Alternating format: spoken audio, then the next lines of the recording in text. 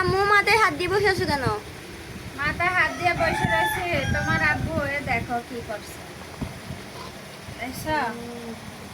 রাত্রের বাজে 10টা।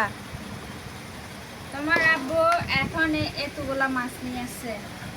এগুলো কখন কুটবো, কখন ধুবো, কখন কি করবো, কখন ঘুমাবো সে বলো তো।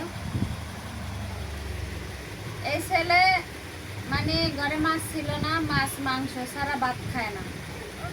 তো কালকে মাংস ছিল না, মাছও ছিল না। তো এই সবজি রান্না করছি, সবজি যে ভাত দিছি যে ভাত খাইতে পারে না। ওইটা দেখা লগে লগে বাজারে চলে গেছে।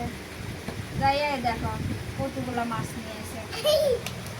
এগুলো কখন কুটবো, কখন ধুবো, কখন কি করবো। এখানে কি কি মাছ? এত মাছ? এটা বলে যে নারকেল্লা মাছ, এটা বলে যে সিলভার কাপ, এটা হলো যে রুট মাছ। আরো পুরোর দিকে দেখো। ইস, আর এখানে আছে যে সব ধরনের গুড়া মাছ, শিং মাছ, বাইলা মাছ, মানে যত ধরনের মাছ আছে মিশেল্লা মাছ বলে। মানে আসলে গুড়া মাছটা আমি অনেক পছন্দ করি, সেই জন্য গুড়া মাছটা আনছে।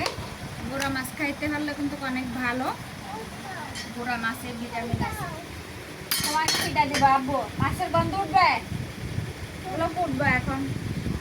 এই সরা সরা এখন ফুটবো ওগুলো। এর জন্য চিন্তা করতেছি আর কি। মানে আনলে একেবারে সব নিয়ে আসে। এতগুলো মাছ আনার দরকার আছে, অল্প অল্প করে আনলে ফুটা যায় না। এতগুলো মাছ কখন ফুটবো? একবার আনছে 9 কেজি, মানে একবার আনে 5 কেজি। মানে কি বলবো আর, মানে এর লাগে মানে আমার শত্রুতা আমি আছে, এই জন্য একসাথে এতগুলো মাছ আনবে।